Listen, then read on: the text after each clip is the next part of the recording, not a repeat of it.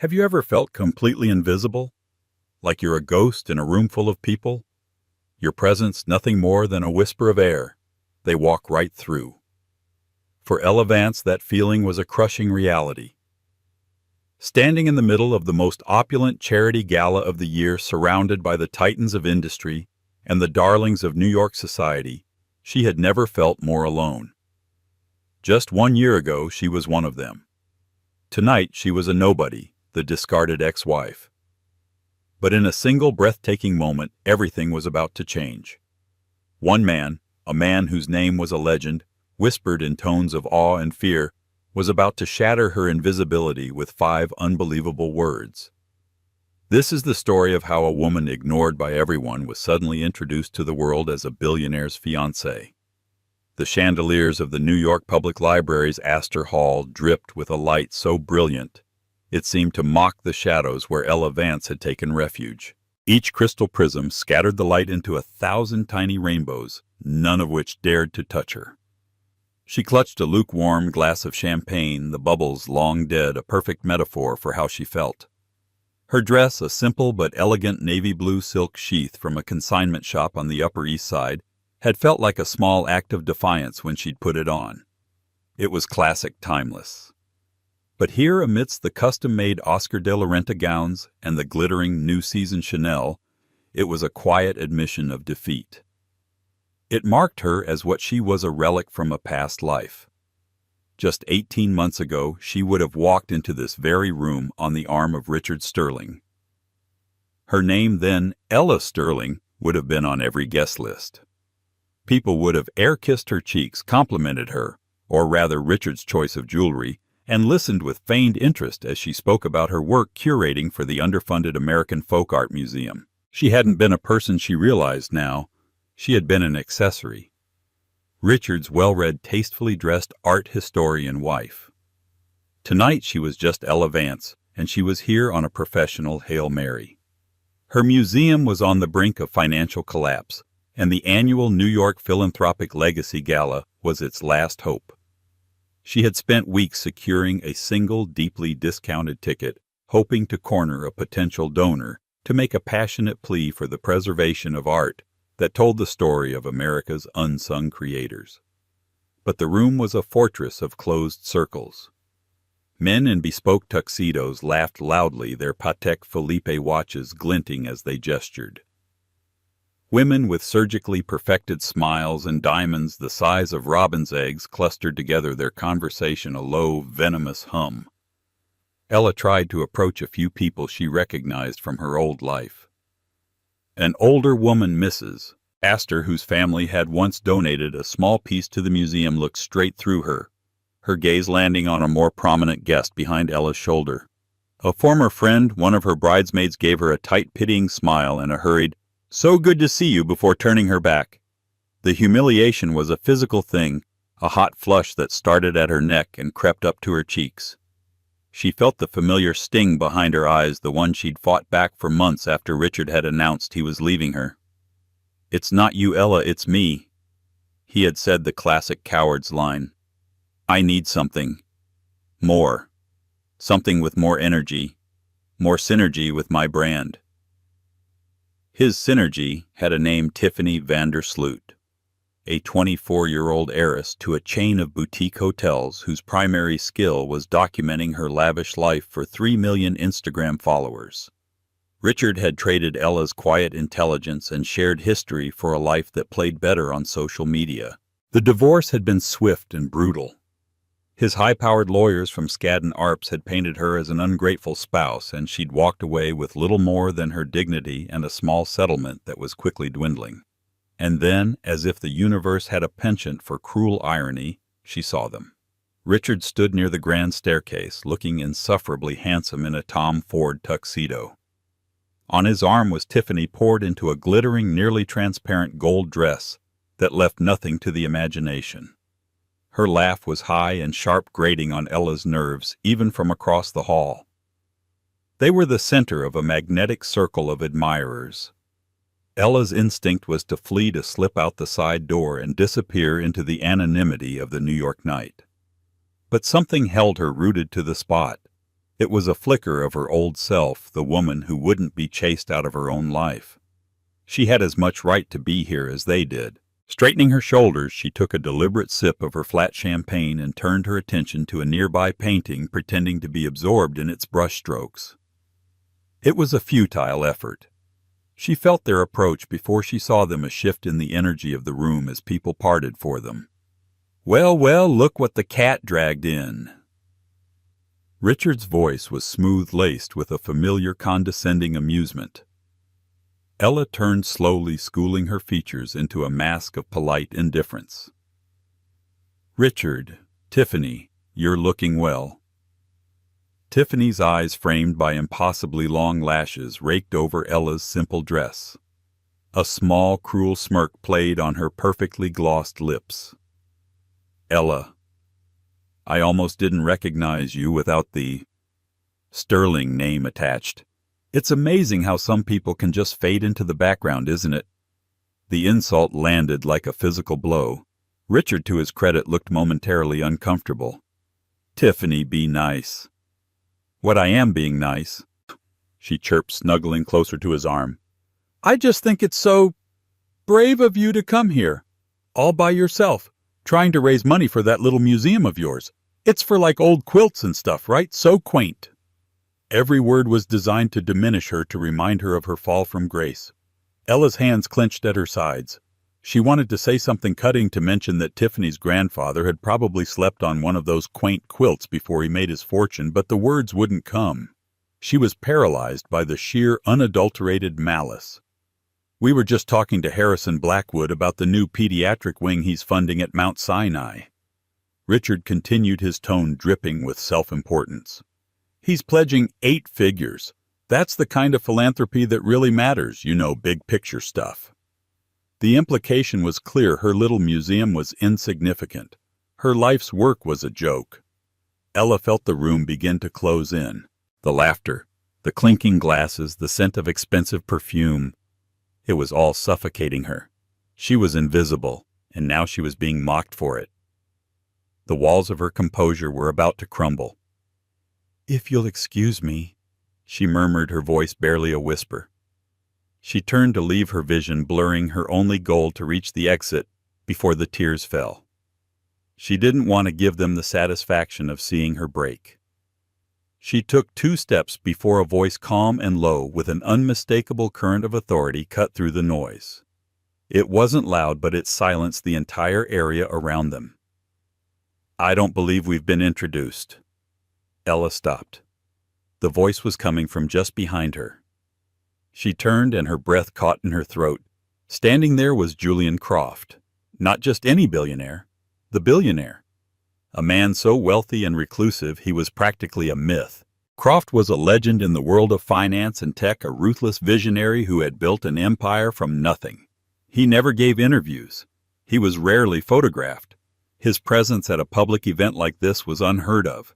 Yet here he was, his piercing gray eyes fixed not on Richard or Tiffany, but on her.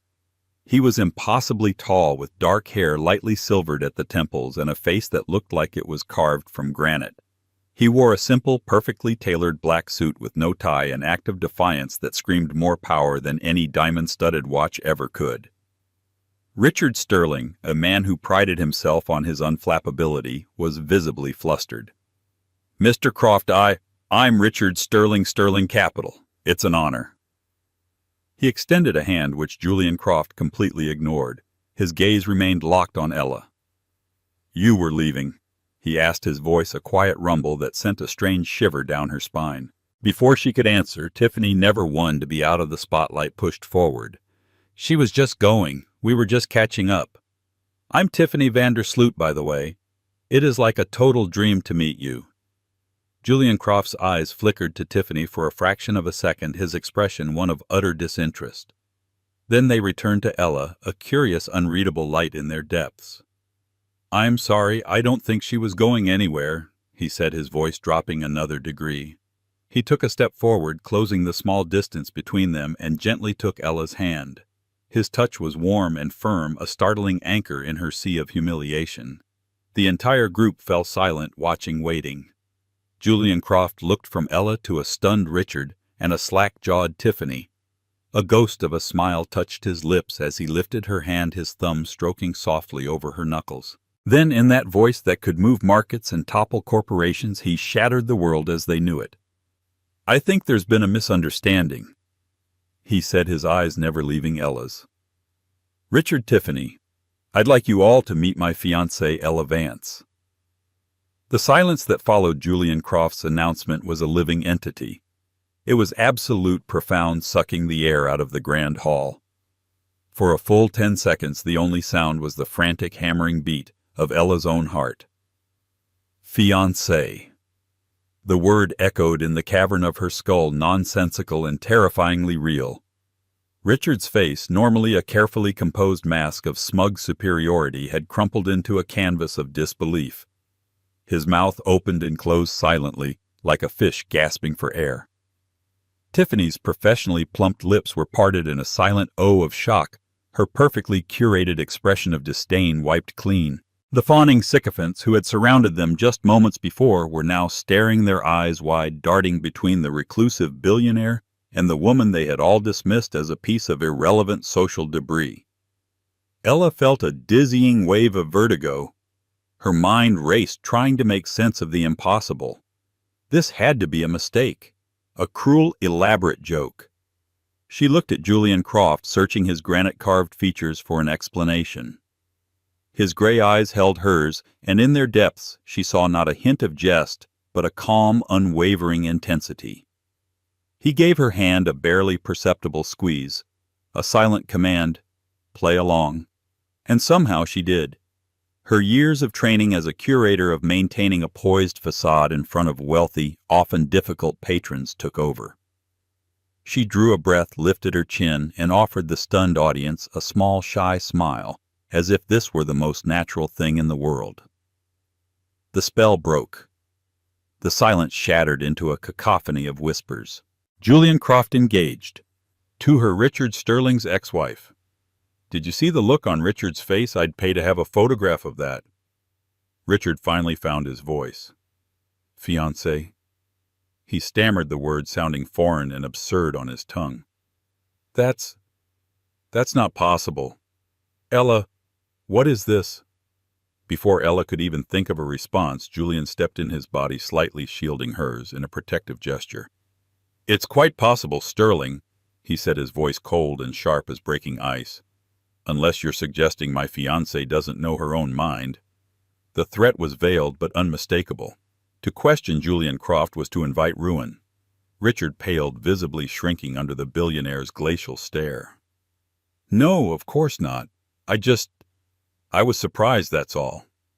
"Congratulations," he managed to choke out. He grabbed Tiffany's arm, who was still staring at Ella with a mixture of raw hatred and disbelief. "We shoulda go get a drink." He practically dragged his new wife away, her gold dress shimmering as she was pulled into the crowd. The moment they were gone, the dynamic shifted. The very people who had looked through Ella minutes ago were now descending upon her like moths to a flame. "Ella, darling, you look radiant," Mrs. Astor exclaimed, her hand clutching Ella's arm. "You must tell me everything." "A Croft, my dear, you've landed the biggest fish in the ocean," another voice trilled.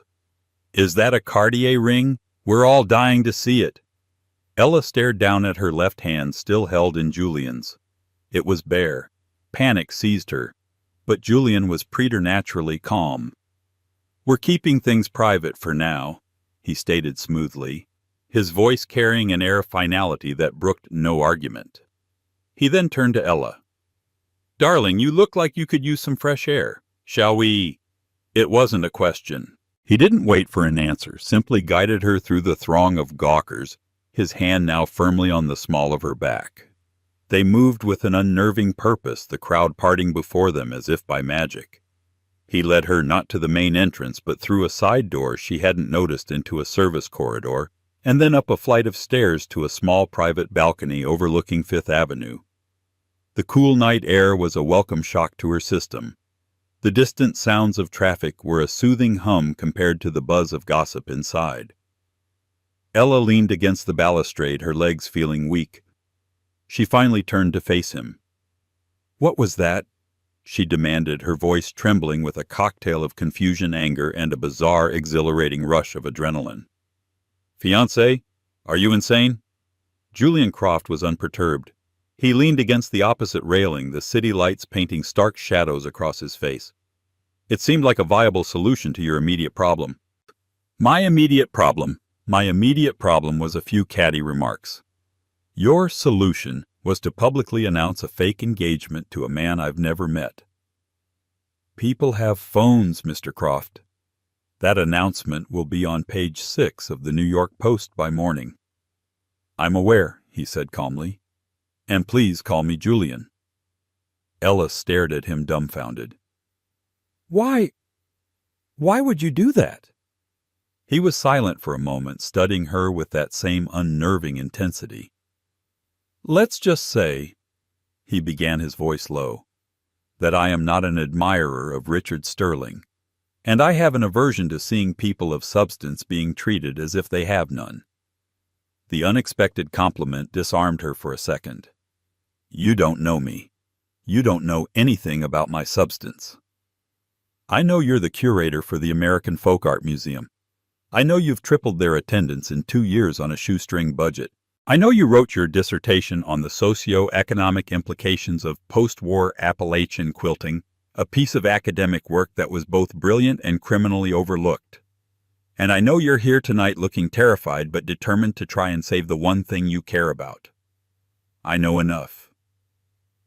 Ella was stunned into silence. He knew about her dissertation. No one had ever read that besides her thesis committee and her parents. How could he possibly know these things? "How?"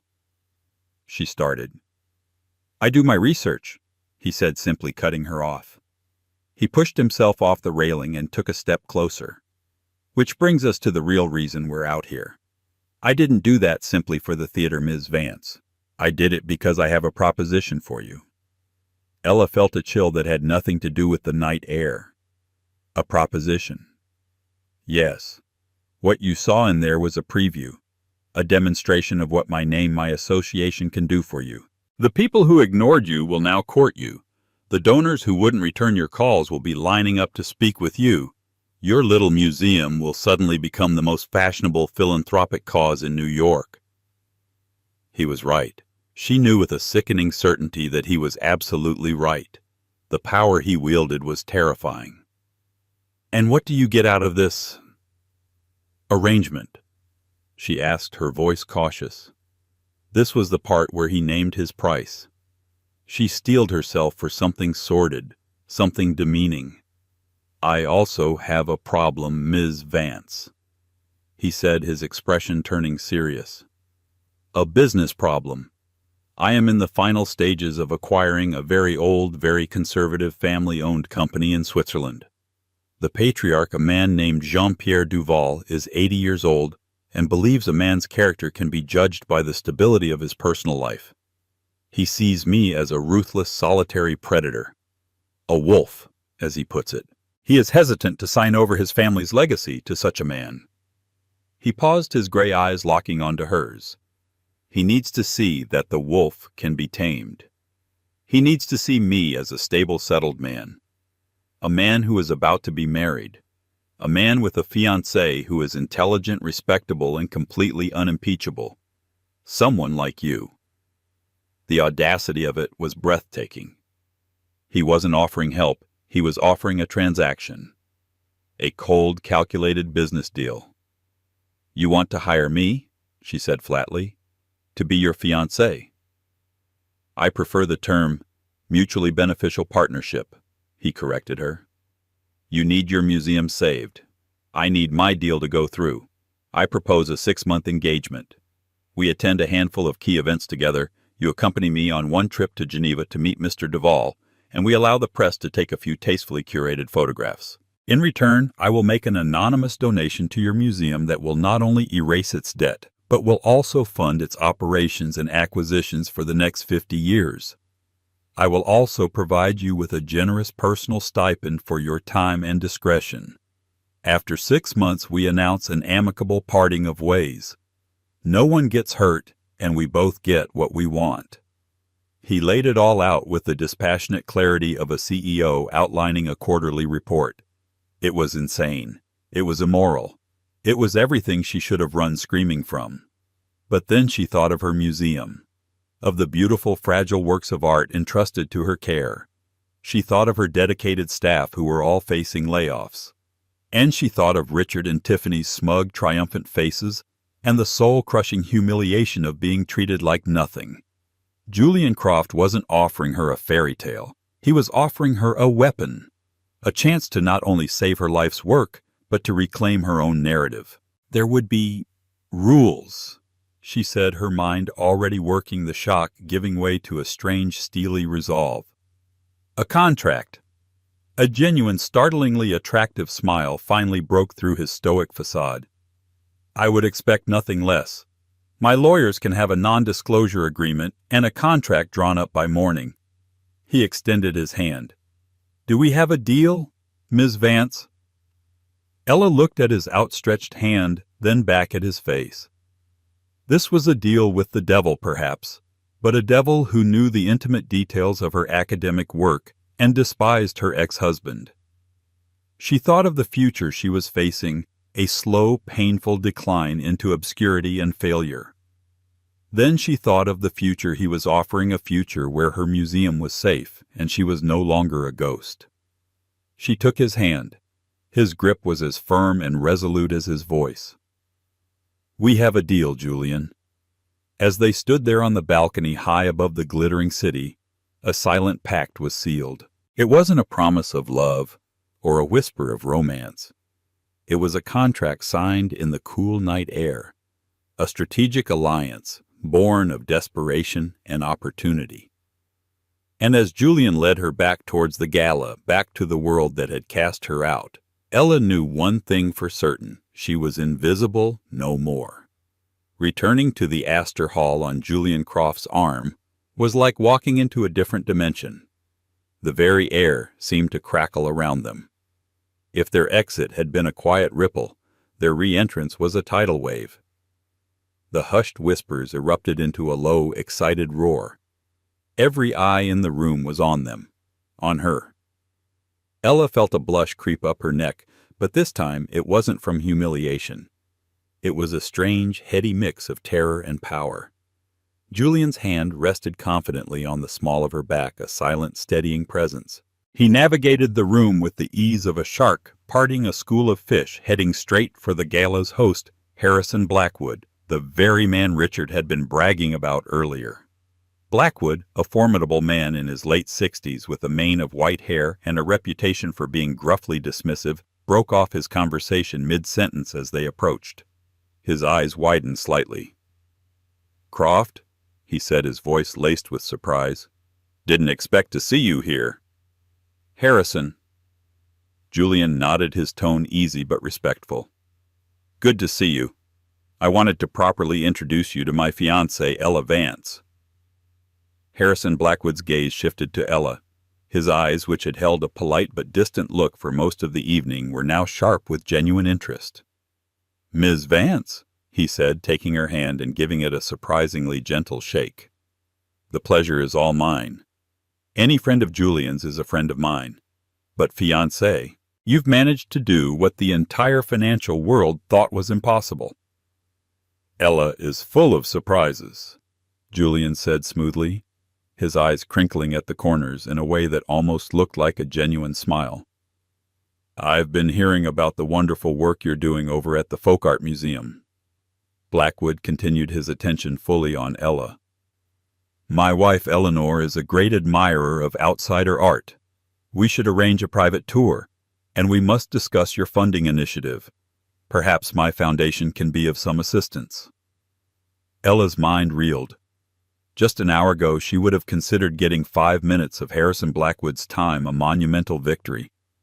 Now he was offering a private tour and a discussion about funding, all because of the man standing next to her. "I would be delighted, Mr. Blackwood," she managed to say, her voice steady despite the tremor she felt inside. "Thank you." The rest of the evening passed in a surreal blur. One by one, the titans of New York society, the very people who had snubbed her, came to pay their respects. They complimented her dress, her intelligence, her understated elegance. They spoke to her not as an appendage, but as a person of interest. They wanted to know her story, her opinions on art, her plans for the museum. She saw Richard and Tiffany across the room, watching her. They were standing alone, their former circle of admirers having migrated to orbit the Gala's new center of gravity, Ella and Julian. Tiffany's face was a thunderous mask of jealousy, while Richard's expression was a complex, unreadable mixture of fury and, was that regret? The sight gave Ella a grim, satisfying sense of victory. Julian played his part to perfection. He kept her close, his hand always touching her, her back, her arm, her hand. He would lean in to whisper something in her ear, his expression one of intimate amusement, though the words were usually something mundane like, "The man you're talking to launders money through his art purchases," or "Try the miniature lobster rolls, they're the only decent thing here." To the outside world they looked like a couple deeply in love, sharing private jokes. It was a masterful performance. By the time they left just after midnight, Ella was emotionally and mentally exhausted. Julian's driver, a silent man named Marcus, was waiting for them with a black Maybach so sleek it seemed to absorb the light around it. As the car pulled away from the curb, leaving behind the flashing cameras of the paparazzi who had mysteriously appeared, Ella finally let her facade drop. She leaned her head back against the ridiculously soft leather and closed her eyes. That was... She started, unable to find the right word. Effective, Julian finished for her. Tomorrow the real work begins. The car glided silently through the streets of Manhattan, eventually pulling up in front of a modern, impossibly tall skyscraper in Triangle below Canal Street that Ella hadn't even known was residential. The penthouse, of course. The apartment was a testament to minimalist wealth. It was a cavernous space with floor-to-ceiling windows offering a 360-degree view of the city lights. The furniture was sparse but exquisite, a Le Corbusier sofa here and Eames chair there. The walls were adorned not with paintings but with what looked like ancient manuscripts and maps, each framed like a priceless work of art. "Drink?" Julian asked, gesturing towards a bar that looked like it was carved from a single block of obsidian. "Water would be fine," she said, still feeling overwhelmed. He returned with 2 glasses. "My lawyer sent over the preliminary contract," he said, his tone shifting back to the brisk all-business manner from the balcony. He handed her a tablet. "Read it. My personal attorney, Evelyn Reed, will be in touch with you tomorrow to recommend an independent counsel for you to retain. I will, of course, cover all your legal fees. It is imperative that you have your own representation and that you are completely comfortable with every clause." Ella scrolled through the document. It was dense with legal jargon, but the core points were clear. A 6-month term, a schedule of required public appearances, a strict non-disclosure clause with a penalty so high it made her stomach clench. And then the numbers. The donation to the museum was even more generous than she had imagined, a figure that would secure its legacy for a century. The personal stipend was equally staggering. It was more money than she had ever thought she would see in her lifetime. There was also a section titled Rules of Engagement. No romantic entanglements with third parties. A requirement to present a united front at all times. A clause about maintaining a plausible narrative of their courtship, the details of which were to be mutually agreed upon. It was the coldest, most romantic document she had ever read. "There's one more thing," Julian said. He walked over to a safe concealed behind a panel in the wall and retrieved a small, dark blue box. He walked back and placed it on the marble coffee table in front of her. It was from Cartier. "This can't be part of the charade if you don't have the primary prop," he said dryly. With trembling fingers, Ella opened the box. Nestled inside on a bed of black velvet was the most magnificent ring she had ever seen. It wasn't a gaudy Tiffany-style diamond. It was a vintage piece, a flawless, square-cut emerald of a deep forest green, flanked by 2 subtle baguette diamonds on a simple platinum band. It was elegant, unique, and breathtakingly beautiful. It looked like her. "How did you—" she whispered, staring at it. I told you. I do my research, he said. I know you did your master's thesis on the provenance of gemstones in Renaissance portraiture. You have a preference for colored stones over diamonds, and green is your favorite color. It was a logical deduction. This was more than research. This was an unnerving level of insight into her soul. Richard, her husband of 10 years, had once bought her a garish diamond necklace she'd hated on sight. This stranger, this man who was essentially hiring her, had chosen a ring that felt like it had been made just for her. "Put it on," he instructed. "You'll need to be wearing it from now on." She hesitated for a moment, then slipped the ring onto her finger. It was a perfect fit. The cool weight of the platinum was a tangible reminder of the bizarre reality of her situation.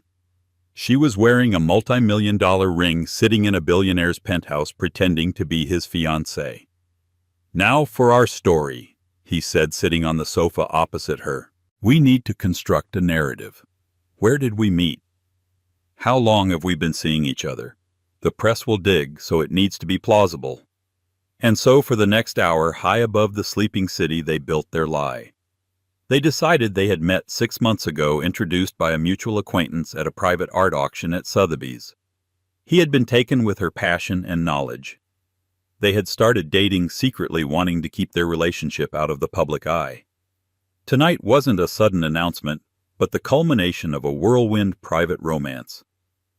As Ella recited the fabricated details back to him, a strange thing happened. The story began to feel less like a lie and more like an alternate history, a life she could have lived. The thought was both intoxicating and dangerous. "You're a quick study," Julian noted, a hint of approval in his voice. "I've spent my life studying history and provenance," Ella replied, looking down at the emerald gleaming on her finger. "I suppose creating a fake one isn't that different." He nodded, a thoughtful expression on his face. "Get some rest. Marcus will take you home. Tomorrow Evelyn will call at 9 a.m. sharp. And Ella." "Yes. Welcome to the firm," he said, and for the first time she wasn't sure if he was talking about their business arrangement or the rarefied, dangerous world she had just entered. The morning after the gala felt like waking up in someone else's life. Ella's phone, usually silent save for messages from her mother and the occasional museum alert, was a relentless hive of activity. There were dozens of missed calls from numbers she didn't recognize and hundreds of text messages. Friends she hadn't heard from in years were suddenly desperate to catch up. Distant relatives were sending gushing congratulations. Her email inbox was overflowing with messages from reporters, bloggers, and even television producers. The top story on every major news outlet's website featured the same grainy photo of her and Julian leaving the library. His hand on her back, the headline screaming variations of "Reclusive Billionaire Julian Croft Engaged," or "Mystery Woman Captures the World's Most Eligible Bachelor." They called her an art world intellectual, a stunning brunette, and in the more salacious tabloids, a vengeful ex, who had traded up in spectacular fashion. It was dizzying. At precisely 9:00 a.m., as promised, a woman named Evelyn Reed called. Her voice was exactly as Ella had pictured, crisp, no-nonsense, and terrifyingly intelligent. She provided the name of a top-tier matrimonial lawyer, a woman named Sharon Glass, at Paul Weiss, and informed Ella that a retainer had already been paid on her behalf. "Mr. Croft insists you take this process as seriously as you would any multi-billion-dollar merger, Ms. Vance," Evelyn had said. "Your interests must be unequivocally protected." The next few days were a whirlwind of legal meetings. Ella, guided by the formidable Sharon Glass, went over the contract line by line. Clauses were added to protect her reputation in the event of a breach by Julian.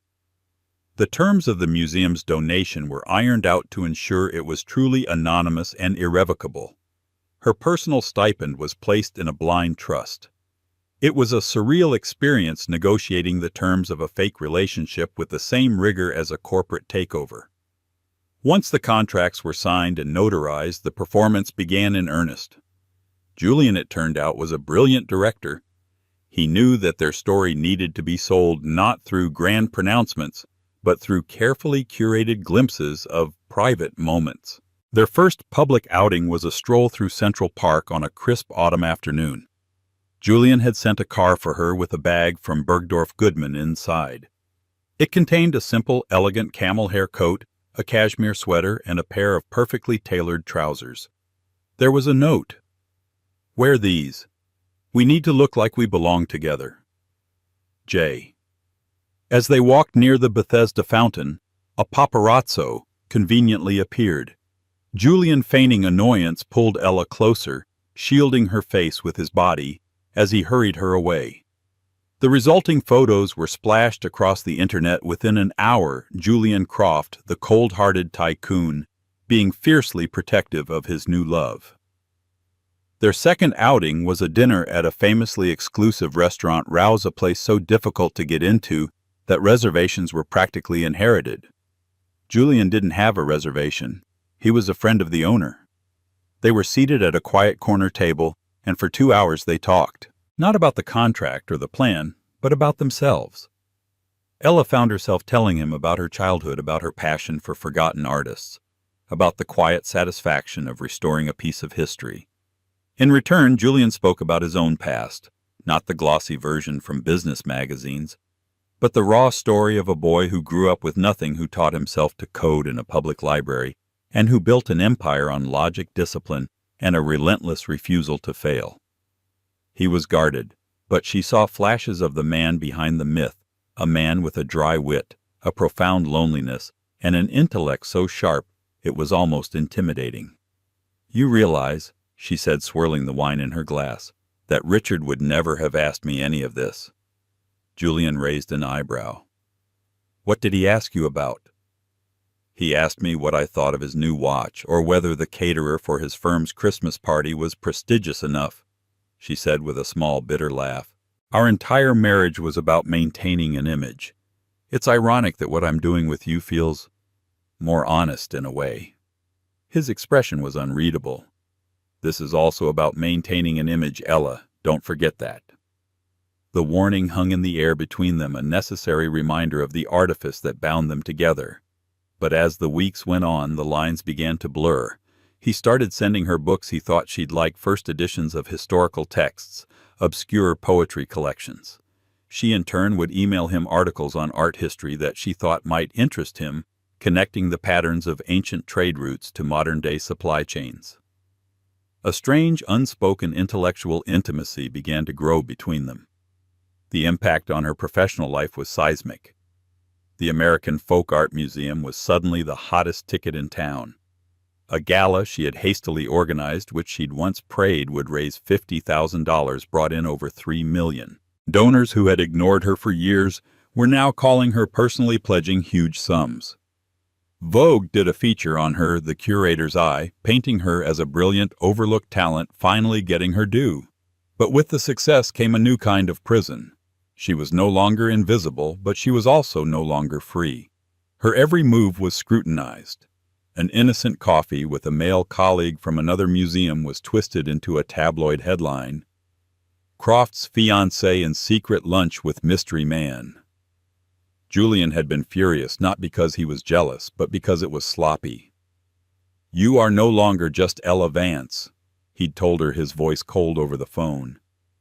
"You are an extension of my brand. Every action you take reflects on me and on our objective. You must be more careful." The rebuke stung, reminding her of her status as a hired asset. She was living in a gilded cage, a beautiful prison where the bars were made of public perception, and the warden was Julian Croft.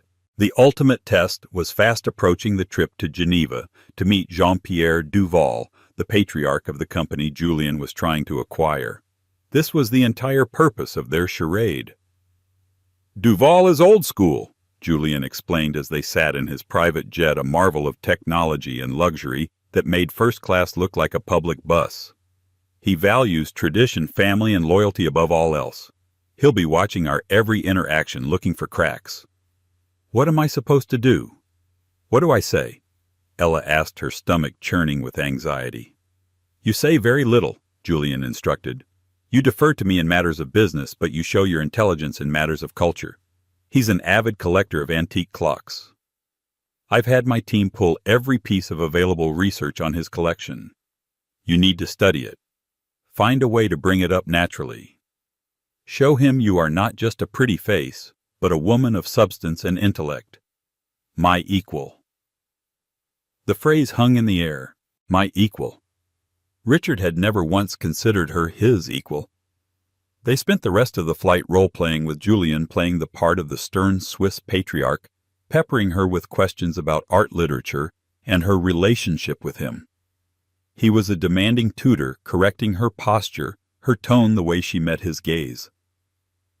By the time they landed in Switzerland, Ella felt like an actress on opening night, her nerves stretched taut. The Duval estate was a fairy tale castle on the shores of Lake Geneva. Jean-Pierre Duval himself was a small bird-like man with sharp, intelligent eyes that seemed to see right through her. Dinner that night was an ordeal. Duval spoke in a mixture of French and English, his questions polite but probing. His wife, a silent, elegant woman, watched Ella with a look of intense scrutiny. Ella followed Julian's script perfectly. She listened more than she spoke. She praised the art in their home, and at the perfect moment she brought up her admiration for a specific 18th-century Breguet clock she knew was Duval's most prized possession. Duval's eyes lit up. For the first time he seemed to relax, launching into a passionate history of the timepiece. Ella engaged him, asking intelligent questions, her genuine passion for historical objects shining through. Later in the evening, as Julian and Duval were discussing business, Duval's wife, a woman named Colette, approached Ella. "My husband is very taken with you," Colette said, her English heavily accented. "But I see things he does not." Ella's heart froze. "I'm not sure what you mean." Colette looked at the magnificent emerald on Ella's finger. "A man like Julian Croft does not love easily. He acquires. He conquers. That ring is a statement of ownership, not of affection. Tell me, my dear," she said, her voice dropping to a whisper, "when he looks at you, does he see a woman he loves, or does he see the final perfect piece of his collection?" The question struck Ella with the force of a physical blow, because she didn't know the answer. She looked across the room at Julian, who was deep in conversation with her husband. He was powerful, brilliant, and in that moment completely unreadable. She thought of their conversations, the books, the flashes of wit and warmth. But she also remembered his cold fury, his constant reminders that this was a transaction. Colette Duval's words had planted a seed of doubt, a terrifying question that began to bloom in the dark corners of her mind. What if this gilded cage wasn't a temporary arrangement? What if she was just another one of Julian Croft's beautiful, priceless possessions? The trip to Geneva was a resounding success for the contract, but a personal failure for Ella. While the Swiss patriarch Jean-Pierre Duval was charmed, his wife Colette had planted a seed of doubt with a single piercing question. When he looks at you, does he see a woman he loves, or the final perfect piece of his collection? The words haunted Ella, echoing in the sterile perfection of Julian's world. Life in New York became a gilded cage. While her museum flourished under her newfound influence, her relationship with Julian grew colder, more transactional. He was a brilliant director, but she was starting to feel less like a partner and more like a high-class employee. The true crack in their facade arrived in a blood-red dress. Her name was Isabella Rossi, an Italian heiress and Julian's former flame. She appeared at a ballet gala, a beautiful panther marking her territory. She openly mocked Ella with condescending praise, regaling their table with intimate stories of a wild, passionate Julian that Ella had never known. Each story was a reminder of their shared history, positioning Ella as a temporary academic curiosity. Later that night in the penthouse, the pretense shattered. "You just let her humiliate me?" Ella accused, her voice trembling with a confusing mix of anger and jealousy. "This is a business transaction, Ella," Julian stated, his voice devoid of warmth. "Your feelings of humiliation are not part of our contract." The words struck her like a slap. He was right. Her feelings, her burgeoning affection for him, none of it was in the fine print. "Colette Duval was right about you. she said, her voice dangerously quiet. "You don't connect with people, you acquire them." She walked out, leaving Julian alone in his silent penthouse and creating a chasm of cold silence between them. While they communicated only through clipped, formal texts, Richard Sterling was fanning the flames of his own wounded pride. Consumed by jealousy, he hired a private investigator to dig into their fairy tale romance. It didn't take long to find the weak link, a disgruntled former employee of Julian's. For the right price, the man provided calendar entries and internal memos that told a damning story not of love but of strategy sessions, appearance preps, and contract reviews. Richard now had his weapon. He chose his battlefield, the annual Art and Finance Symposium at the Met, where Julian was scheduled to give a rare keynote interview. Leaking anonymous rumors to gossip columnists, Richard primed the city for a scandal. The night of the symposium, the air was thick with tension. Ella and Julian had reached a fragile truce moments before, with Julian offering a rare, almost apology for his coldness. "I may have been mistaken," he'd said, "about emotions not having a place in this." But the moment was cut short by a security call about the escalating rumors, and they reverted to their roles, agreeing to present a flawless united front. On stage, Julian was captivating. When the journalist inevitably asked about Ella, his eyes found hers in the front row. "Ella has a way of seeing the world that is transformative," he said, his voice laced with what sounded like genuine awe. For a heartbeat, Ella let herself believe it was real. That's when Richard Sterling stood up. "A beautiful sentiment," he called out, his voice dripping with venom. "But I have to wonder, is that sentiment part of the contract?" A shocked gasp rippled through the audience. "I think everyone here would be interested to know that this profound engagement is a 6-month business deal," Richard shouted, his face red with triumph. "That this ring on her finger isn't a symbol of love, but a line item in a budget. She is a hired actress." The silence that followed was absolute. Ella felt hundreds of eyes on her, a crushing weight of pity and scorn. This was it, the ultimate humiliation. Her instinct was to flee.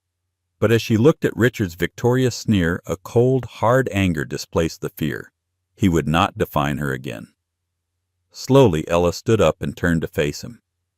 "You're right, Richard," she said, her voice clear and steady. "It started with a contract." The confession hung in the air, electric. "It started as a transaction," she continued, her voice gaining power. "I needed to save my museum a place filled with art you'd call insignificant, and Mr. Croft needed to present a certain image. But a funny thing happened when I stopped being your wife, Richard. I started to find my own voice. Julian's name opened doors, but I was the one who walked through them. His name gave me a platform, but my passion is what built the foundation." She then turned her gaze to Julian, whose face was a storm of unreadable emotion. "And in between the strategy sessions we talked. He didn't ask about his brand, he asked about my work. He read my dissertation, he listened. He saw a part of me that I had forgotten existed." Tears streamed down her face, tears of fierce, hard-won clarity. "So yes, it started as a lie, a cold arrangement. But somewhere in the middle of all the performance, something real began to grow, something that wasn't in any of the clauses. You can't put kindness in a contract. You can't legislate respect. And you certainly can't fake the feeling of being truly seen." She turned her back on Richard, dismissing him entirely. "My name is Ella Vance," she declared, "and I have more honesty and integrity in my little finger than a man who would try to destroy a woman just to soothe his own ego." A single person began to clap, then another, and then the entire auditorium was on its feet, a wave of applause washing over her. Through the roar, she saw Julian walk to the edge of the stage, his eyes locked on hers with breathtaking admiration. He took the microphone. "She's right," he said, his voice thick with emotion. "It was my cynical plan, but the contract had a fatal flaw. It didn't account for Ella. I set out to acquire a company, and I found something infinitely more valuable." He walked down the stage steps and directly to her. As cameras flashed around them, he dropped to one knee. A collective gasp swept the room. "The original contract has been terminated," Julian said, his voice for her alone, yet heard by all. So I would like to offer a new proposal, one with only a single unwritten clause. Ella Vance, would you do me the honor of making our lie the absolute truth? Will you marry me? In front of the world that had once ignored her, then tried to shame her. Ella gave her answer, tears of joy now flowing freely. Yes, she whispered as the applause erupted around them. Yes, I will. In the end, Ella Vance's story wasn't about landing a billionaire. It was about a woman who, after being reduced to a footnote in her own life, found the courage to write an entirely new book. The journey started with a lie, a desperate act of self-preservation that unexpectedly blossomed into a testament to her own worth. She learned that true visibility doesn't come from the man whose arm you're on, but from the strength you find within yourself. Julian Croft may have opened the door, but it was Ella who had the courage to step through it and build a legacy of her own. Theirs became a story not of a transaction, but of a transformation, proof that sometimes the most unexpected arrangements can lead to the most authentic truths, and that the best love stories are the ones that begin long after the contract has been voided. Thank you for listening to this story. If you were moved by Ella's journey from invisibility to empowerment, please show your support. Hit that like button, share this video with someone who might need to hear it, and be sure to subscribe to the channel for more stories of incredible transformations. Don't forget to comment below what part of Ella's story resonated with you the most. We love hearing from you. Until next time. What happens when a billionaire's cruel joke backfires in the most spectacular way imaginable? In the glittering heart of New York City, a single stain of red wine on a $1,000 suit ignites a firestorm of public humiliation. For Sebastian Sterling, the city's most arrogant tech mogul, it was a chance to make an example of a clumsy waitress. He offered her a challenge meant to break her, a mocking proposal in front of the city's elite, dance a perfect tango, and he would marry her. He expected tears. He expected failure. He never expected that the woman in the cheap apron was a queen in exile, and he had just handed her the keys to his kingdom and his heart. The air in the Serafina was thick with the scent of money and truffle oil. It was a place where conversations were conducted in hushed, confident tones, and the clinking of Cristofler's silverware against Bernardaud porcelain was the evening's primary soundtrack. For Celestine Rossi, it was just another Tuesday. Another 12-hour shift on her feet, another night of smiling through the ache in her calves and the deeper ache in her soul. Her uniform, a starched black dress with a crisp white apron, felt like a costume from a life she was never meant to lead. It was neat, it was clean, but it was a cage. She moved between tables with a practiced grace, her steps economical and silent, a ghost refilling water glasses and clearing away the remnants of exorbitant meals. Her face was a mask of pleasant neutrality. Her dark eyes, which once held the fire of 1,000 spotlights, now carefully guarded and observant. Tonight, table 12 was the center of the restaurant's universe. It was occupied by Sebastian Sterling and his entourage. Even if you didn't read the business pages, you knew him. His face was plastered on magazine covers and digital billboards across the city. The self-made titan of Sterling innovations. A man who had disrupted the tech world with a blend of brutal genius and even more brutal ambition. He was handsome in a severe way, with sharp cheekbones, piercing grey eyes, and dark hair meticulously styled to look effortlessly windswept. He radiated an aura of impatience, as if the rest of the world was operating on a delay he couldn't afford. With him was his fiancée, Victoria Davenport, the daughter of an old-money real estate dynasty. She was everything Celestine was not: poised blonde and adorned in diamonds that glittered with cold ancestral light. She sipped her champagne and laughed a laugh that never quite reached her eyes. Celestine approached the table with a heavy bottle of Chateau Margaux, a wine that cost more than her monthly rent. Her mind was 1,000,000 miles away, calculating the copay for her father's next round of physical therapy, wondering if she could pick up an extra shift on Thursday. That momentary distraction was all it took. A busboy, young and nervous, pivoted too quickly behind her. Their shoulders brushed a minor collision in the grand scheme of things. But the angle was disastrous.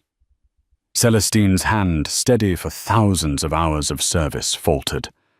The neck of the bottle tipped, and a splash of deep blood-red wine arched through the air, landing directly on the pristine white shirt and grey silk tie of Sebastian Sterling. The world stopped. The hushed chatter of the restaurant died instantly. Every eye swiveled to table 12.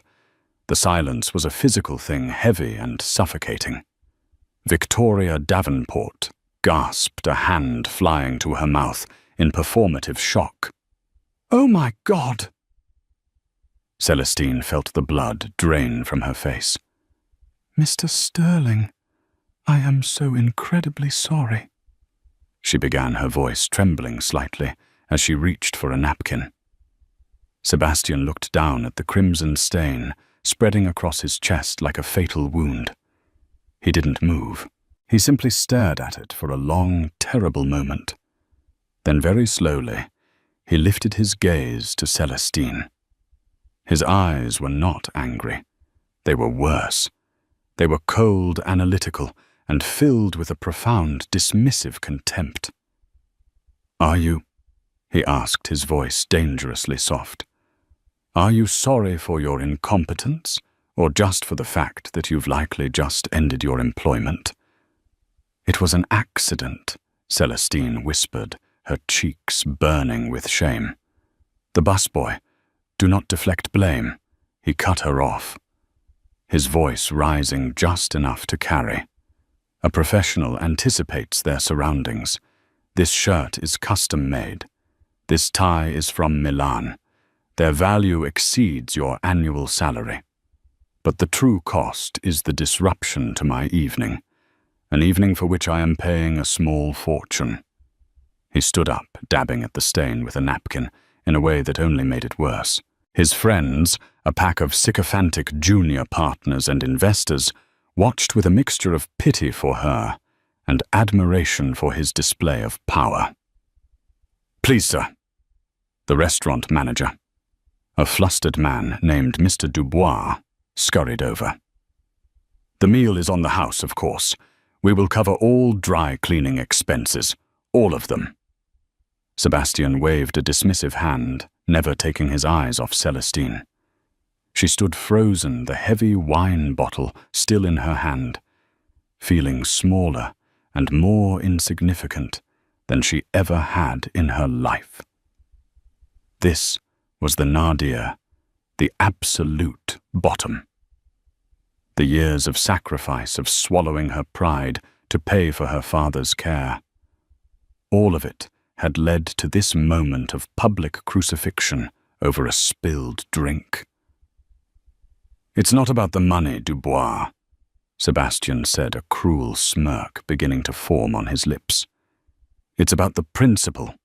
It's about standards." He looked at Celestine from her worn-out black shoes to the stray wisp of dark hair that had escaped her tight bun. He saw a nobody, a clumsy, forgettable waitress in a city full of them. And in that moment, fueled by arrogance and the rapt attention of the room, he decided to turn her humiliation into his evening's entertainment. "You know," he said, his voice now theatrical, "I'm in a generous mood. I'm willing to overlook this catastrophic failure of motor skills on one condition." Every person in the room leaned in. Celestine just wanted the floor to swallow her whole. She could feel the stares, the whispers, the judgment. Sebastian's eyes drifted to the small, polished wooden square in the corner of the restaurant, a makeshift dance floor where a jazz trio was playing a quiet, melancholic tune. A wicked, brilliant idea sparked in his mind. It was perfect. It was condescending. It was utterly unforgettable. He turned back to Celestine, his smirk widening into a predatory grin. "I'm sure you're a woman of many hidden talents. Let's see one of them." Celestine just stared, confused and terrified. "Sir." "Don't be shy," he purred, the mockery dripping from every syllable. "A little performance, a little dance for our supper. What do you say?" He was toying with her, and everyone knew it. He was and she was the mouse he had cornered, and he was determined to enjoy the kill. The jazz trio, sensing a shift in the room's atmosphere, trailed off into a confused silence. The only sound was the faint hum of the air conditioning and the frantic beating of Celestine's own heart. Sebastian Sterling circled her slowly like a shark, inspecting its prey. "A dance," he repeated, savoring the words. "A simple dance, to prove you're more than just a pair of hands that can't hold a wine bottle." Victoria Davenport let out a little titter of laughter, which was echoed by the men at their table. "Oh, Sebastian, you're dreadful," she said, though her eyes shone with cruel amusement. Mr. Dubois looked like he was about to have an aneurysm. "Mr. Sterling, please, this is highly unorthodox. The young lady is being given a chance to redeem herself." Sebastian cut in smoothly, his gaze locked on Celestine. "A chance most people in her position only dream of. The undivided attention of everyone in this room." Celestine's throat was dry. She wanted to say no. She wanted to throw the wine bottle at his perfectly sculpted head, tear off her apron, and walk out with her head held high. But the image of her father flashed in her mind, his quiet strength, the way his medical bills piled up on the kitchen table, the hope in his eyes that she'd tried so hard not to extinguish. She needed this job. She couldn't afford a grand gesture of defiance. Her pride had been a luxury she'd surrendered long ago. I don't dance, sir." She mumbled the lie, tasting like ash in her mouth. Sebastian laughed, a sharp, barking sound devoid of humor. "Oh, I'm sure you can manage a little shuffle. Everyone can." He gestured to the dance floor. "But let's not make it too easy." His eyes scanned the room, and a glint of inspiration, or perhaps malevolence, lit them up. He walked over to the jazz trio's abandoned speaker, pulled out his phone, and connected it to the Bluetooth system with the ease of a man who owned the world and all the technology in it. He scrolled for a moment, a thoughtful, predatory look on his face. Then he found what he was looking for. The opening notes that filled the silent restaurant were unmistakable. Not the gentle swing of the jazz trio, but the dramatic, heart-wrenching soulb of a bandoneon. It was the sound of Buenos Aires, of late-night milongas, of passion and despair. It was tango, and not just any tango. It was La Comparsita, in its most complex and dramatic orchestral arrangement. The tango of tangos, a dance that professionals spent a lifetime attempting to master. Celestine froze. The music was a ghost, a phantom limb she hadn't felt in years. Each note was a memory, a scar. The scent of her partner's cologne, the feel of the hardwood floor beneath her worn tango shoes, the weight of a gold medal around her neck, the crushing disappointment of a dream destroyed. It all came rushing back, a tidal wave of pain and longing. Sebastian walked back to her, his phone held aloft like a scepter. His voice was a triumphant, mocking roar that filled the cavernous room. "There," he declared, "a proper challenge. The tango. a dance of passion, precision, and control, qualities you seem to be lacking. He leaned in closer, his voice dropping to a conspiratorial whisper that was still audible to the nearest tables. I'll tell you what. I'll make you a proposition, a truly once-in-a-lifetime offer. He straightened up, ensuring he had everyone's attention. He was a showman, a ringmaster in his own private circus of cruelty. Forget the dry cleaning bill. Forget your job, he announced grandly. You dance this tango right here, right now, and you dance it perfectly. And I'll do more than forgive you. He paused for dramatic effect, a wolfish grin spreading across his face. I'll marry you. The room erupted, not in gasps of shock, but in peals of laughter. It was the most absurd, most insulting, most theatrical proposition imaginable. The billionaire and the waitress.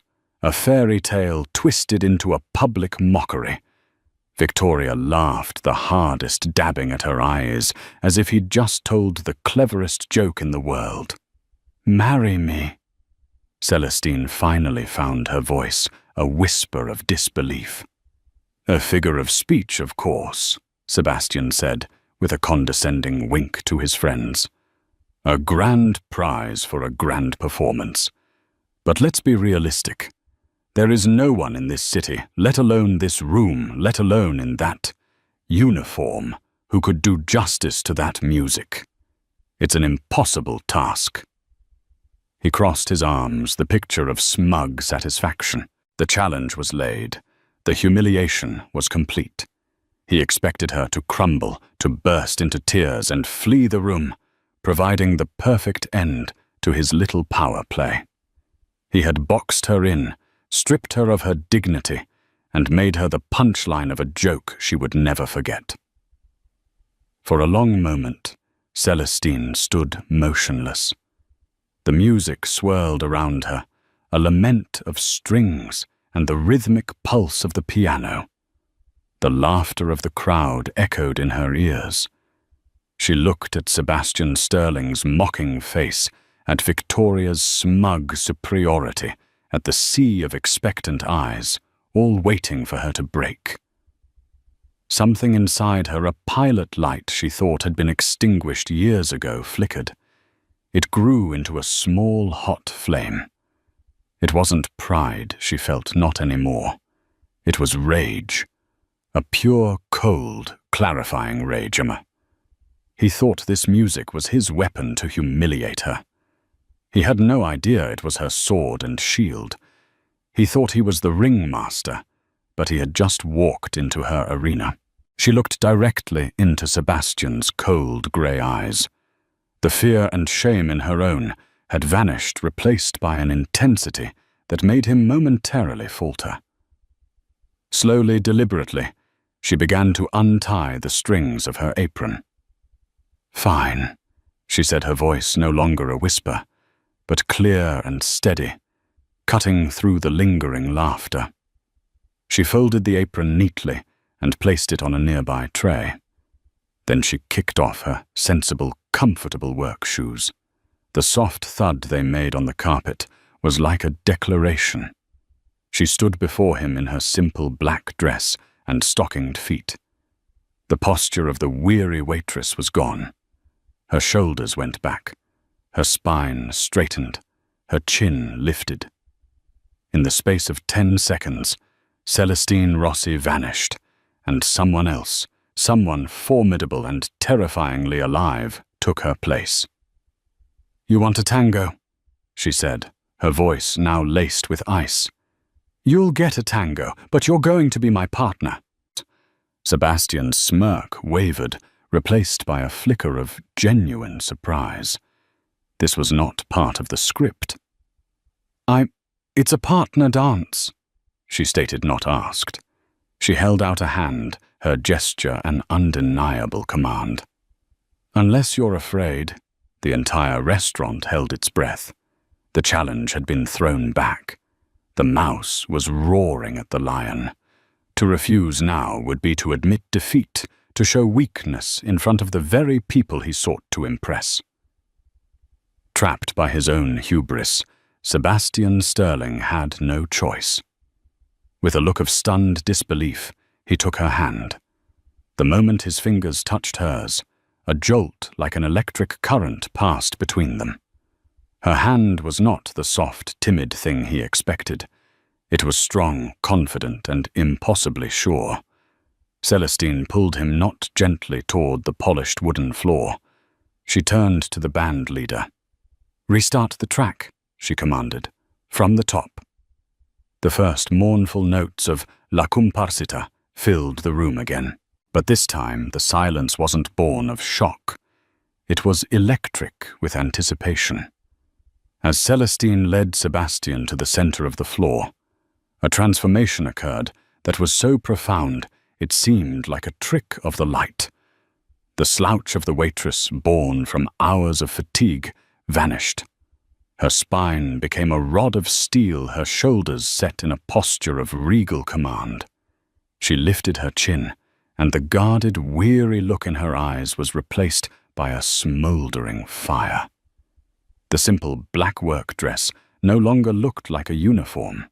It looked like a deliberate minimalist costume, accentuating the clean, powerful lines of her body.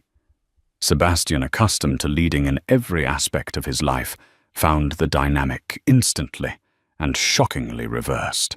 Her grip on his hand and her hand on his back were not suggestions.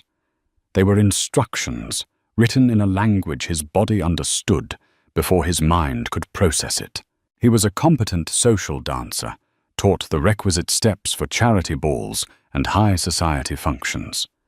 He knew how to lead a waltz, how to navigate a foxtrot. He knew nothing of this. This was not a dance. It was a declaration of war. For the opening bars, she held them in the abrazo, the traditional tango embrace, but hers was different. It was firm, dominant. She held his gaze, and in her dark eyes, he saw not a waitress, but a predator. He saw a story he couldn't begin to read. Then she moved. It began with the caminata, the tango walk. But her walk was not a simple step. It was a panther's prowl, her feet brushing the floor with a deadly grace, her hips swaying with a controlled hypnotic rhythm. She guided him backward, forcing him to follow her lead, his mind reeling.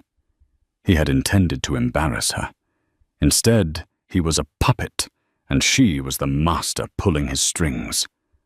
As the music swelled, her movements grew more complex. She executed a flawless ocho, her legs scissoring through the air with a speed and precision that defied belief.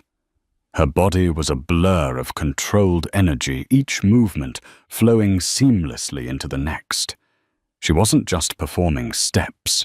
She was interpreting the music, embodying the soul of the tango, its passion, its melancholy, its fierce, defiant pride. The crowd was mesmerized. The whispers had stopped. The smirks had been wiped from every face, replaced by slack-jawed awe. Victoria Davenport's smile was frozen, a brittle mask of disbelief. This was not possible. The clumsy girl who had spilled wine was dancing with the skill of a world-class professional.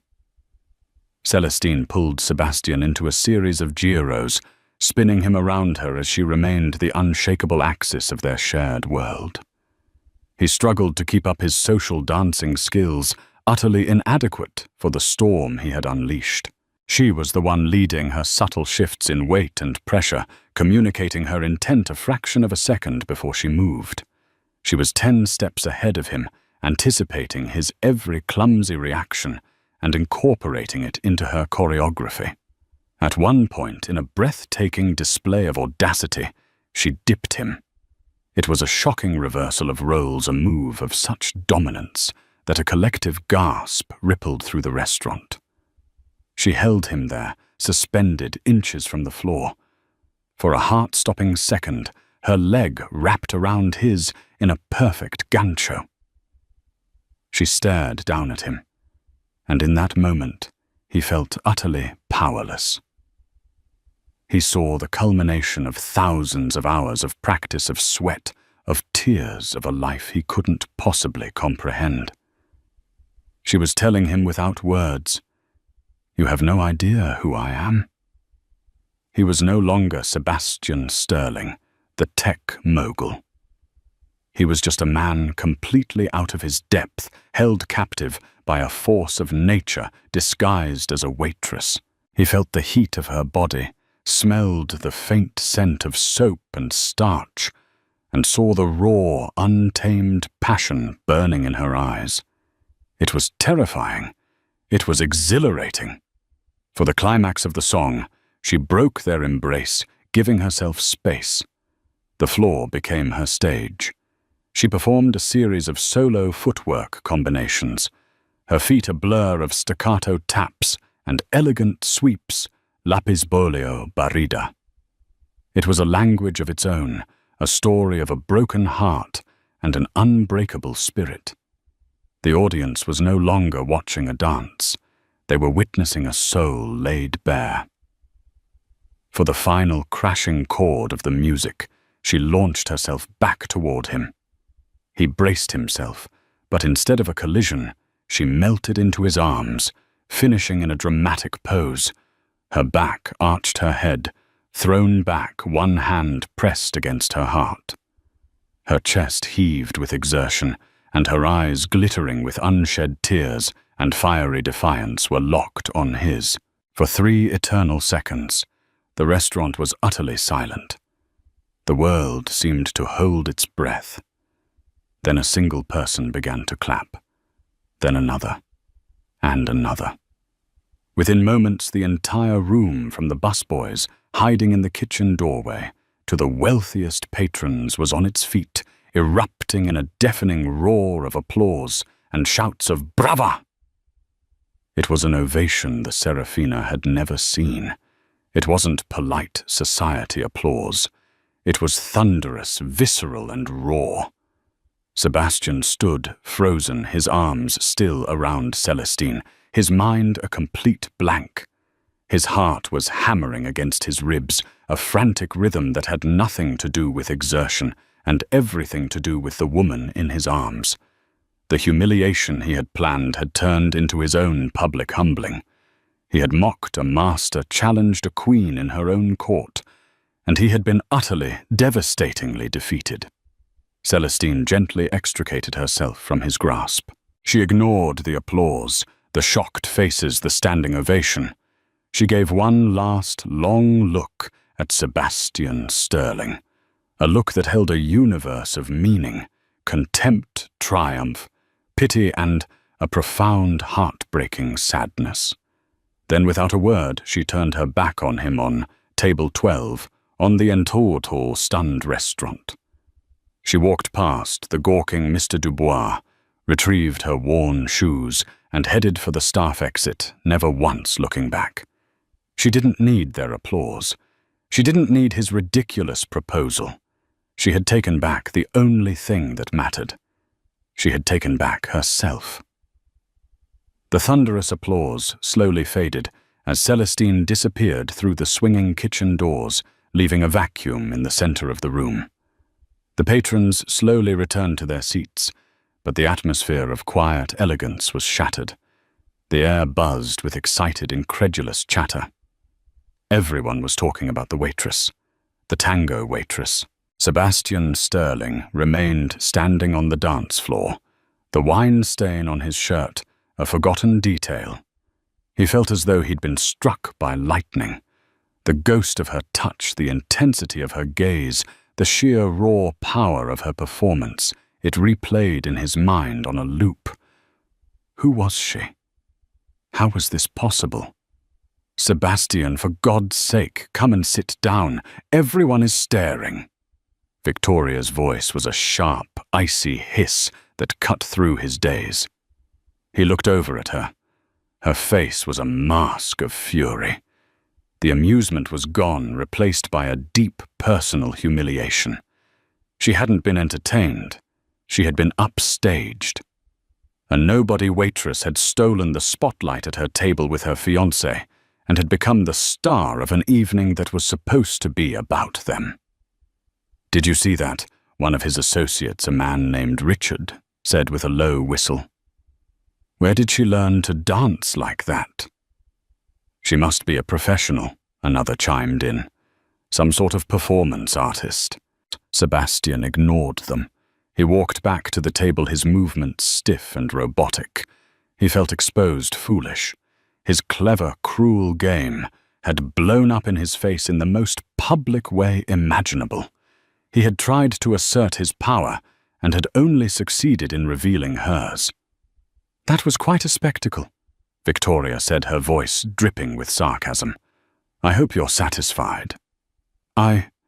Sebastian started, but he had no words. Satisfied. He was disoriented, shaken, and inexplicably intrigued. The spell was broken by the frantic tapping of a phone screen at a nearby table. A woman was excitedly showing her friend a video. "I got the whole thing. I'm posting it right now. #Tango Waitress #Serafina Showdown." A knot of dread tightened in Sebastian's stomach. By the time he and his silent, furious fiancée were in their car, his phone was already buzzing incessantly. A news alert from a city gossip blog popped up. "Mysterious waitress stuns elite crowd with world-class tango at the Serafina." He clicked on it. The video was shaky, filmed from a table across the room, but it was unmistakably clear. The quality was poor, but the quality of the dancing was undeniable. It captured everything: his mocking challenge, her quiet acceptance, and the breathtaking 3-minute performance that had left everyone speechless. The comments were already flooding in. "OMG, who is she? She's incredible. That arrogant jerk in the suit is Sebastian Sterling. He deserved that. She didn't just dance. She owned him. I hope she sues him for harassment. That 'marry you' comment was disgusting. #find the tango waitress." The hashtag was spreading like wildfire. "This is a disaster," Victoria said from the other side of the car, her arms crossed tightly. "You made a complete fool of yourself, Sebastian, and of me." "I didn't know," he said, his voice flat. It was a weak defense, and he knew it. "That's the point. You never know, you just charge ahead assuming everyone is beneath you, that you can play with people's lives for your own amusement." She seethed. "Well, your little game just went viral. The board of my father's charity is meeting tomorrow. What do you think they'll be discussing over coffee?" Sebastian didn't answer. He was watching the video again, zooming in on Celestine's face. In the pixelated image, he could see the flicker of emotions, the initial pain, the hardening resolve, the fiery passion. He had looked at her and seen a disposable object. He had been spectacularly, catastrophically wrong. The next morning, it was a full-blown media storm. The video had millions of views. It was on every morning news show, every entertainment blog. The tango waitress was the #1 trending topic in the country. Reporters were camped outside the Serafina, trying to get a comment from the now-famous staff. Dubois, looking overwhelmed, simply stated that the employee had quit the previous night and left no forwarding information. At the headquarters of Sterling Innovations, Sebastian's PR team was in full crisis mode. "We need to get ahead of this, Seb," said David Chen, his chief operating officer, and one of his few real friends. "The narrative right now is billionaire bully gets rightfully humbled. It's not a good look. It makes you look cruel and out of touch." "I was cruel," Sebastian admitted, staring out his panoramic office window at the city below. He hadn't slept. "I was an arrogant ass." David raised an eyebrow. An admission of fault from Sebastian was rarer than a solar eclipse. "Okay, good start." So what do? We issue an apology. We say the proposal was a poor attempt at humor. We make a large donation to a charity for aspiring artists. No, Sebastian said, turning from the window. That's not enough. That's just damage control. That's plastic. What are you thinking? David asked, wary.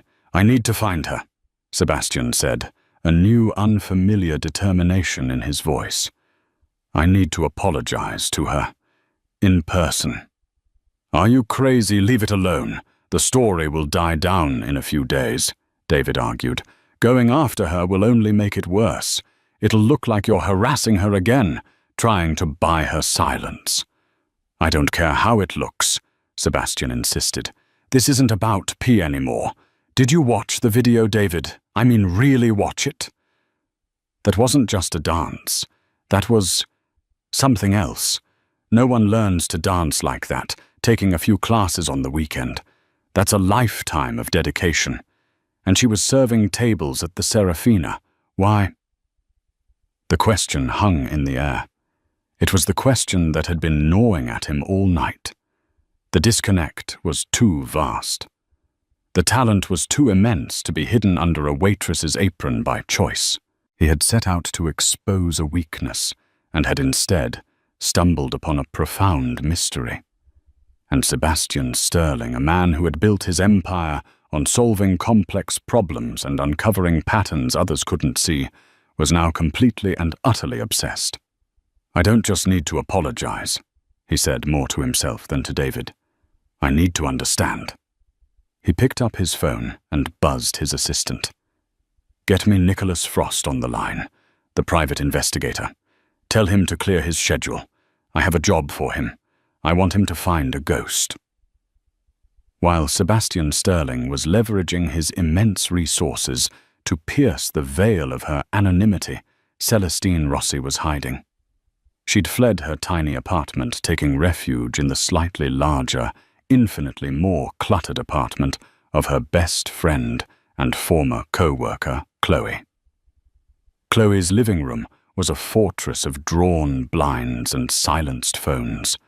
The television was off, but the story was unavoidable.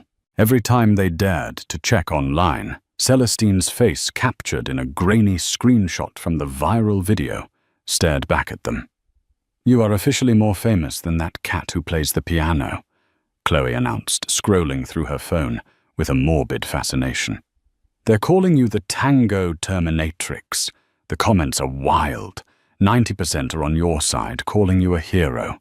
The other 10% are just proposals from strangers who are apparently into being publicly dominated. Celestine curled on the sofa in a borrowed sweatshirt, managed a weak smile. I don't feel like a hero. I feel like I just detonated my entire life. You didn't detonate it. You liberated it, Chloe corrected. You quit that soul-crushing job in the most epic way possible. You should be proud. I'm terrified, Chloe. Celestine confessed, her voice barely a whisper. I have no job. My father's next treatment is in 3 weeks, and now my face is everywhere. What if a potential employer sees that they'll think I'm a troublemaker? Or they'll think you're a superstar who deserves better than serving soup to sociopaths, Chloe countered fiercely. Look, there are already offers. This dance studio in Chelsea wants to offer you a position as their lead instructor. A theatre company in the village wants to audition you for their new show.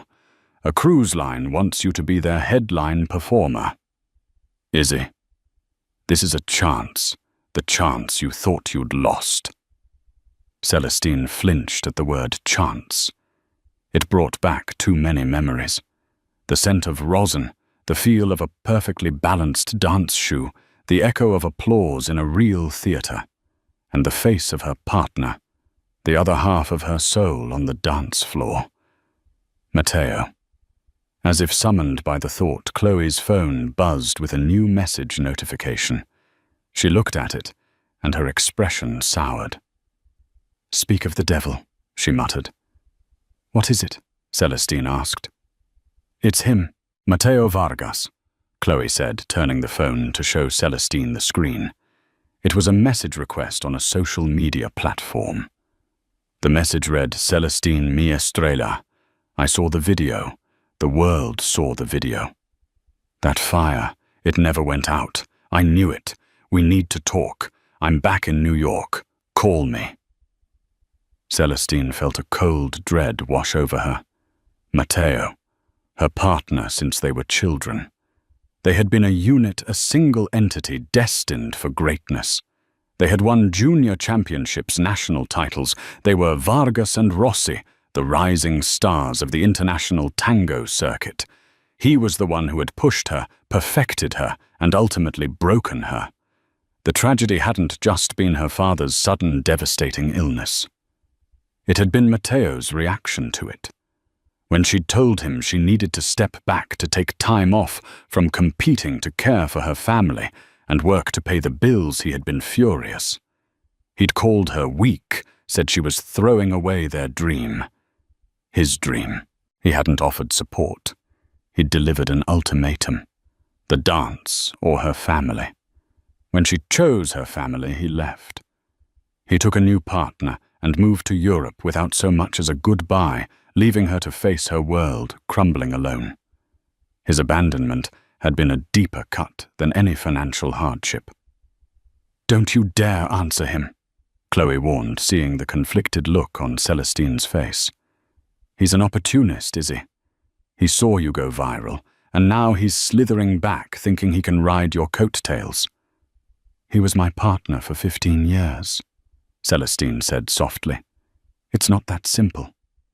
"It is that simple," Chloe insisted. "He left you when you needed him most. Sebastian Sterling might be a world-class jerk, but at least he's a stranger. Matteo knew you, and he still walked away." Meanwhile, in his sterile, glass-walled office, Sebastian was reading the preliminary report from his investigator, Nicholas Frost. Frost was the best in the business. Discreet, thorough, and frighteningly efficient. Subject: Celestine Maria Rossi. Age 28. Last known address: Walk-up apartment, Queens. Employment history: Waitress. The Serafina, 18 months. Prior to that, various service industry jobs. Family: Lorenzo Rossi. Father, 62. Former master carpenter. Suffered a debilitating stroke 3 years ago. Currently in long-term care at the Northwood Rehabilitation Center. Medical expenses: substantial insurance coverage minimal. Elena Rossi. Mother, deceased. Sebastian paused, a knot forming in his stomach. The mystery of why she was a waitress was beginning to resolve itself into a sad, simple story of financial desperation. But it was the next section that made him lean forward. Education/training. Full scholarship recipient, Astor Academy of the Performing Arts, AAPA. Dance. Major. Specialized in Argentinian tango. Attended from age 10 to 22. Considered a prodigy. Competitive history. Paired with Matteo Vargas. 3x U.S. National Junior Tango Champion. 2x North American Professional Exhibition Champion, Gold Medalist 2018 World Tango. Championships Buenos Aires show tango division attached was a photo. It showed a younger Celestine, maybe 21 or 22, standing on a podium. Her face was radiant, flushed with victory. A heavy gold medal hung around her neck. Her arm was around a handsome, smirking young man, Matteo Vargas. They looked invincible. Note: Subject Rossi and partner Vargas abruptly dissolved their partnership 3 years ago, shortly after her father's medical incident. Vargas relocated to Europe with a new partner. Rossi dropped off the professional dance circuit entirely. No public performances on record until the incident at the Serafina. Sebastian stared at the photo. The brilliant, joyful woman on that podium and the haunted, weary waitress he had tormented were the same person. The pieces clicked into place, forming a picture not of a mystery, but of a tragedy. He had mocked a champion who had sacrificed her crown for her family. He had belittled a woman who had given up everything, and his careless cruelty had dragged her back into a spotlight she had clearly fled for a reason. His guilt, which had been a nagging discomfort, now became a crushing weight. His obsession with finding her was no longer about curiosity. It was about atonement. He picked up the file and looked at the address for the Northwood Rehabilitation Center. An idea began to form in his mind, an idea that went beyond a simple apology. An idea that was risky, that could be seen as intrusive, but that felt like the only right thing to do. He couldn't undo the humiliation he had caused, but maybe, just maybe, he could help restore the life she had been forced to leave behind. The Northwood Rehabilitation Center was a world away from the gleaming towers of Manhattan. It was a clean, quiet place, but it smelled of disinfectant and quiet desperation. Sebastian Sterling, dressed down in jeans and a simple grey sweater, felt profoundly out of place. He wasn't here as a mogul or a public figure. He was here as a man carrying a heavy debt of conscience. He had arranged the meeting through the center's administrator under the guise of being a potential philanthropic donor.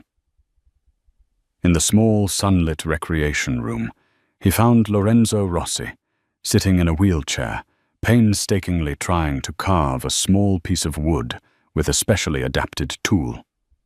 He was a man with a kind, tired face and the powerful, gnarled hands of a craftsman, one of which was now mostly immobile. "Mr. Rossi," Sebastian began, his voice softer than usual. Lorenzo looked up, his eyes sharp and intelligent, despite his physical limitations. "You are the man from the television," he said, his speech slow but clear. "The one who made my Bella dance." Sebastian flinched. He hadn't expected to be recognized. "Yes, my name is Sebastian Sterling. I came here to—" "I know why you are here," Lorenzo interrupted. He set down his carving. "You feel guilty. You want to give us money to make it go away." The bluntness of the statement disarmed Sebastian completely. He had come with a carefully prepared speech, an offer to cover all of Lorenzo's past, present, and future medical expenses anonymously, if preferred. But Lorenzo had cut right through the pretense. "Yes," Sebastian admitted honestly. "I do feel guilty. What I did was inexcusable. And yes, I want to help. Your daughter, she shouldn't have to carry this burden." Lorenzo looked at his hands. "The burden is not the bills, Mr. Sterling. The burden is seeing the light go out of her eyes. For 3 years she has not been my Bella. She has been a ghost. She gave up her life, her soul, the dance for me. Every dollar she earns feels like a piece of her dream she has sold." He finally met Sebastian's gaze, and his eyes were filled with a father's fierce, heartbreaking love. "When I saw that video, for 3 minutes my Bella came back. The fire was there. You were cruel to her, yes, but you also woke her up. A strange gift from a terrible man." The words hit Sebastian harder than any insult. A terrible man. "I want to fix what I broke," Sebastian said, his voice thick with an emotion he rarely allowed himself to feel. "Please, let me do this. Not for my conscience. For her." He slid an envelope across the table. It wasn't a check. It was a detailed proposal from the best neurological and physical therapy specialists in the country, a fully funded multi-year treatment plan, and a deed transferring ownership of a small, accessible house near the facility to the Rossi family, free and clear. It was a comprehensive, life-altering solution, not a simple payoff. Lorenzo looked at the papers, his eyes widening slightly. He was silent for a long time. "This is not money," he said finally.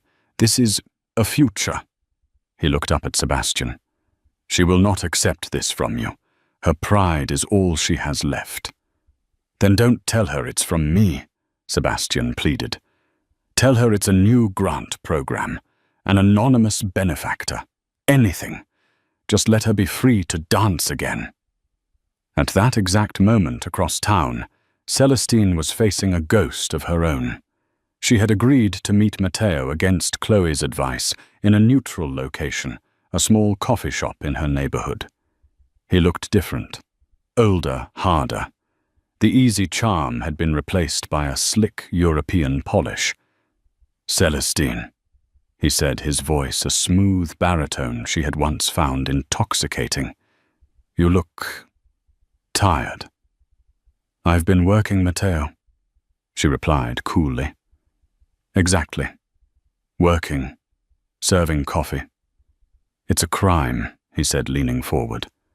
"I saw the video. That passion. It's still there. It's ours. We were destined for greatness, you and I. I was a fool to leave." "You didn't leave. You abandoned me," she corrected him, her voice steely. "I was angry."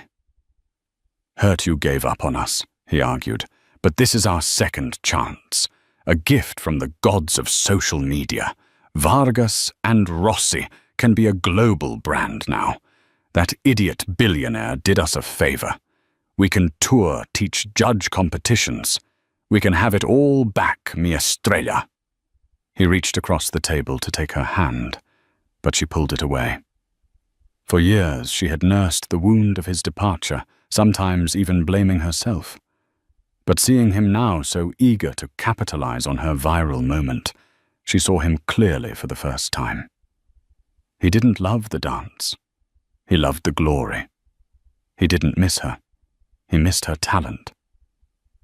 "There is no us, Matteo," she said, her voice firm. "That partnership is dead. You killed it when you walked away from me and my family. Don't be a fool, Celestine." He hissed, his charm evaporating. "This is your only way back. No one else will have you. You've been out of the game for too long. You need me." "No," she said, standing up, the realization hitting her with the force of a physical blow. "I don't. I never did."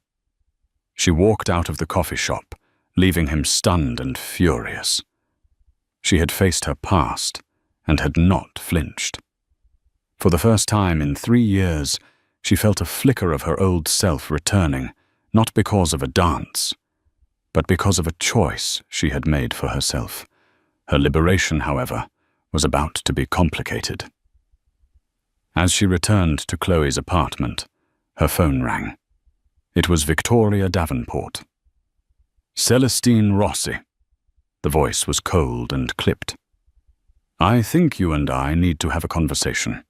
It seems you've made quite an impression on my fiancé. Meet me at the plaza in an hour. Don't be late." The line went dead. Sebastian, meanwhile, was also facing an ultimatum. He returned to his penthouse to find Victoria waiting for him, her face like a thundercloud. "My father called me," she said, her voice dangerously calm. He heard from the board of the Northwood Center that a Mr. Sterling was making inquiries. "You went to see that waitress's father." It wasn't a question. "Victoria, you had to what? Involve yourself further in this disgusting, humiliating mess," she exploded. "It's all anyone is talking about. I have become a laughing stock." The woman whose fiancé was so captivated by a waitress's tango, he's now chasing her family around. "This has nothing to do with you," Sebastian said flatly. "This is about something I did. Something I'm trying to make right." "Make right?" She laughed, a brittle, ugly sound. "Oh, Sebastian, you are so naive sometimes. You don't make things right with people like that." You write a check and you move on. You've lost your perspective. She walked toward him, her eyes hard as diamonds. So I'm going to make this very simple for you. You will cease all contact with this woman and her family. You will let your PR team handle it. You will go back to being the man I agreed to marry. All this engagement and the merger of the Sterling and Davenport empires that comes with it is over. Choose, her or me. Sebastian looked at her perfect hair, her flawless makeup, her cold, calculating eyes. He saw the world he had fought so hard to conquer, the acceptance he had craved. And then he thought of Celestine's fiery dance and her father's quiet dignity. He thought of the sacrifice, the passion, the authenticity. One world was built on power and appearances. The other was built on something real. His choice, he realized with shocking clarity, had already been made. The Palm Court at the Plaza Hotel was a monument to gilded elegance, a place designed to make anyone in a borrowed sweatshirt feel small. Celestine walked in her head held high. After her encounters with Matteo and her father's indirect awakening, her fear had been replaced by a quiet, resolute strength. Victoria was sitting at a secluded table, a picture of icy perfection. She didn't offer a greeting, simply gesturing to the chair opposite her. "Thank you for coming." Victoria began, her tone suggesting it was a royal summons. "I'll be direct. You've become an inconvenience." "I didn't ask for any of this," Celestine replied calmly. "And yet here we are." Victoria continued, stirring a cup of tea she had no intention of drinking. "Sebastian is impressionable. He has this misguided notion that he needs to atone for his behavior. He's sentimental, a flaw I am trying to correct. He seems to have developed a fixation on you." She slid a checkbook and a pen across the table. "So let's solve this. Write a number on this check. Any number. 6 figures, 7. Whatever it takes for you to disappear. Take a long vacation. Move to a new city. Go back to whatever life you had before you decided to ruin my evening." Celestine looked at the blank check, then back at Victoria's perfectly composed face. A week ago, a check like that would have been the answer to all her prayers. It would have meant her father's care, a life without constant crushing financial anxiety. But now it felt like an insult. Lorenzo's words echoed in her head. "The burden is not the bills." Slowly, Celestine pushed the checkbook back across the table. "My dignity isn't for sale, Miss Davenport," she said, her voice low but unwavering. "And for the record, your fiancé's behavior ruined my life long before it ruined your evening." Victoria's composure finally cracked. "You self-righteous little—" "I'm leaving," Celestine said, standing up. "I have nothing more to say to you." As she turned to leave, she nearly collided with Sebastian, who had just entered the Palm Court, his face grim. He had come looking for Victoria to end their engagement, only to find her attempting to buy Celestine's silence. "Victoria, that's enough," he said, his voice sharp with command. His eyes found Celestine's, and for the first time she saw not arrogance or pity but genuine, profound remorse. "Celestine, I am so sorry. For everything. Your apology is about 3 days and 1 million YouTube views too late," she said, though the anger in her voice was tempered by a weary sadness. "I know," he said. "Words are useless. That's why I went to see your father." Celestine's blood ran cold. "You what? How dare you bring him into this?" "I had to," Sebastian insisted, stepping closer.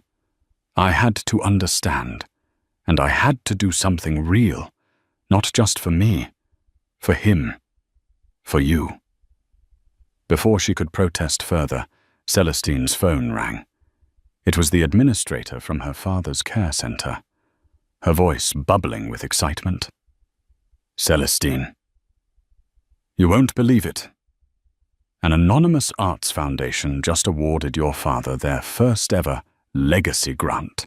It covers everything, all his outstanding bills, a full intensive therapy program with the best specialists, and they've even arranged for a trust to cover his living expenses.